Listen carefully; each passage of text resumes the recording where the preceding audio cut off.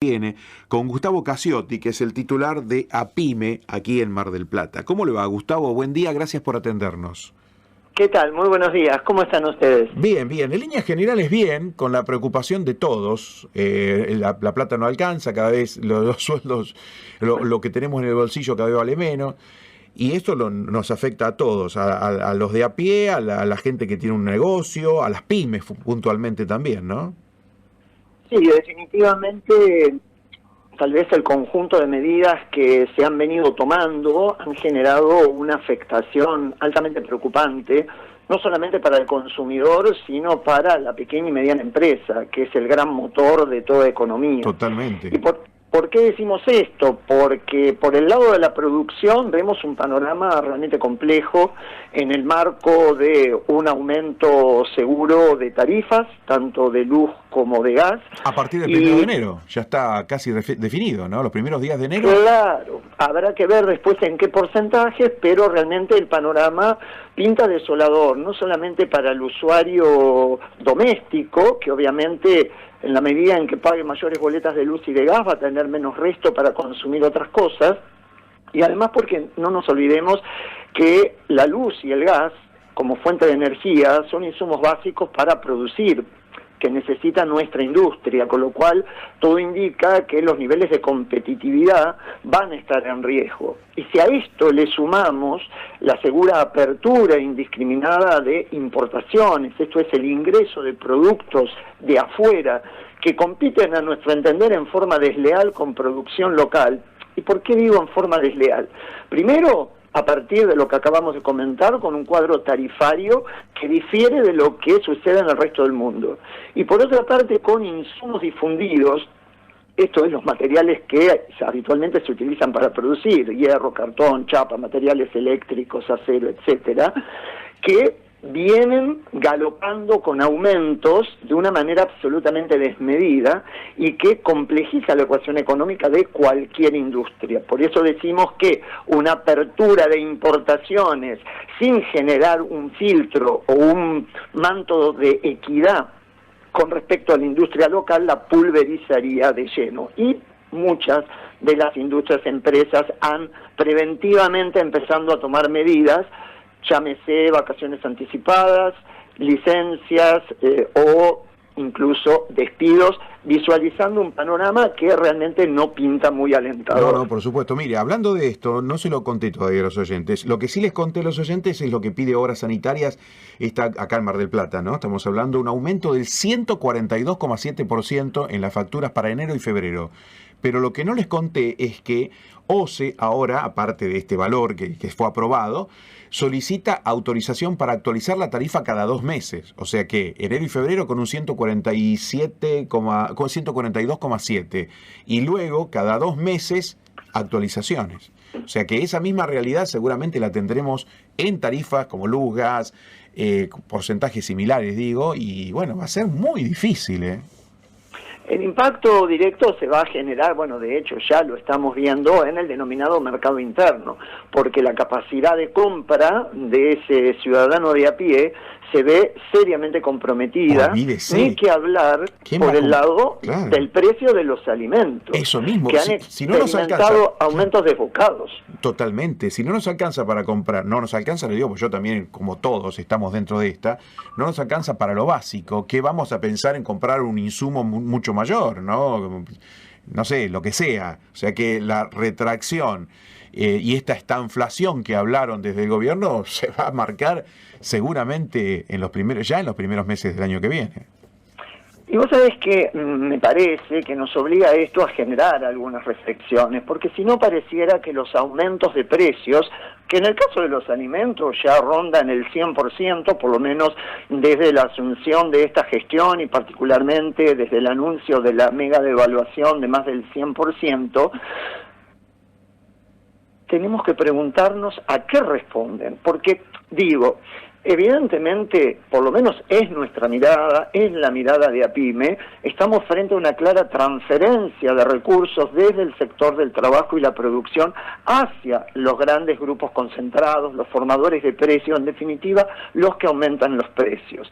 Porque pensar en incrementos, como decíamos, del orden del 100% que no paran, porque prácticamente en forma diaria o periódica seguimos recibiendo nuevas listas con el 15, con el 20 que se van montando sobre los aumentos anteriores, no pueden responder a incrementos en los costos. Evidentemente estamos frente a una maximización del nivel de rentabilidad que lo vamos a ver con claridad en los balances de todas estas grandes empresas, ni bien lo presenten en los organismos correspondientes. Y nos parece que eso, insisto, nos obliga a repensar, porque se ha planteado hasta el cansancio que esto es producto de una emisión monetaria que se viene dando desde hace 4 años. Digo, más allá de la postura de cada uno, podemos pensar que un aumento de un saque, como tuvo, por ejemplo, Arcor el día martes a la mañana, antes del anuncio de las medidas del ministro de Economía, obedece a emisión monetaria que se puede haber generado a lo largo de los últimos 4 años. Me parece un argumento bastante falaz. Y te digo otra, se argumentó también que estos aumentos son producto de la contención de aumentos producto del programa de precios justos, que no le permitía aumentar a las grandes empresas y entonces lógicamente ahora acomodan sus números. Bueno, yo le cuento a la audiencia, como lo hemos hecho infinidad de veces, que el programa de precios justos, y nosotros fuimos sumamente críticos de este programa, aplicaba únicamente en los supermercados, mientras que en los negocios de proximidad, donde se vende entre 7 y 8 productos sobre 10 de la canasta básica, había listas liberadas, con lo cual había un doble comando que siempre le permitió a los grandes grupos empresarios, fabricantes de alimentos, por ejemplo, sostener su rentabilidad a costa de lo que pagaba precisamente el que consumía en el formato pequeño y mediano.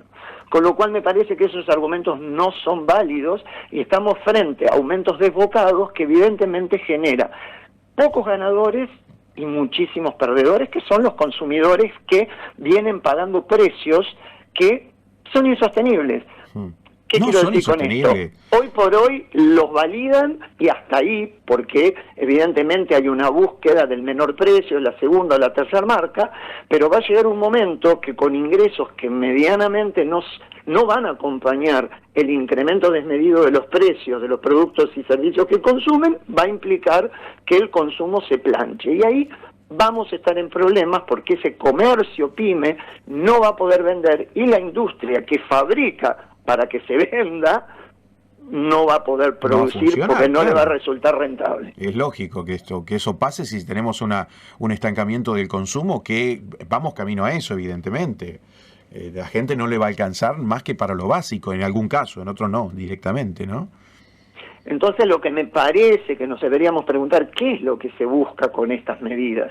Porque si el objetivo es dentro de algunos meses frenar la inflación a costa de la caída del consumo y de la expulsión de cientos de miles de ciudadanos debajo de la línea de la pobreza y la indigencia, me parece que la verdad, el objetivo no es muy saludable, porque si se van a frenar los precios porque no hay quien pueda comprar, es el peor de los escenarios. Bueno, vos comentabas anteriormente esta figura de la estanflación, que parece inentendible para muchos, pero que en definitiva se refiere a un proceso de recesión, de parate de la economía, con aumentos que siguen aumentando a lo que dé lugar, aunque nadie compre. Claro, qué locura. Bueno, ojalá que este panorama tan oscuro que se ve venir y que se está planteando, no sé, se revierta. Vamos a esperar hoy qué es lo que anuncia el gobierno, que todavía está más o menos delineado, pero bueno, lo han ido cambiando en las últimas horas, porque el decreto no se publicó esta mañana, el decreto aparentemente se publicaría a las 9 de la noche. Digo yo, vamos a ver cuáles son los escenarios que va a plantear con el cambio de, no sé, más de 1000 leyes, una barbaridad la cantidad de leyes que intentan plantear, flexibilizaciones laborales. Vamos a ver, después de eso, qué es lo que pasa con la economía, qué es lo que pasa con los salarios, con las negociaciones colectivas de trabajo. Bueno, hay muchos escenarios que de acá en adelante están como cuestionados, ¿no? Sí, me parece, digo, para redondear, que en el marco de ese paquete de anuncios, que coincido, habrá que esperar cuál es el tenor, qué intereses afecta como para poder tomar postura, parecería que está claro, o por lo menos es sobre lo que hay que estar atento, cómo quedan configurados los precios relativos. Sí, sí. Y dentro de esos precios, uno de los precios fundamentales es el precio del salario, que es el que garantiza la capacidad de compra. Claro. Porque en definitiva, todos estos movimientos de precios lo que generan, como decíamos, es una alteración en las relaciones de lo que valen las cosas, en donde el que siempre queda retrasado es el salario.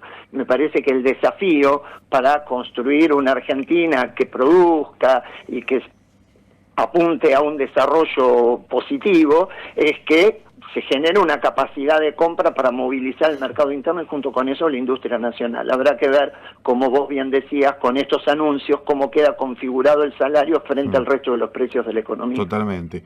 Gustavo, gracias por estos minutos y estamos a la expectativa de los anuncios de hoy, del día después, bueno, también de las paritarias que se están pidiendo por todos lados y es lógico que esto ocurra. Gracias, Gustavo.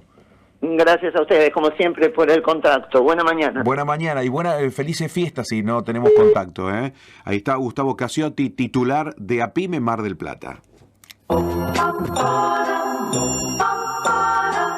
Reportajes y entrevistas en profundidad.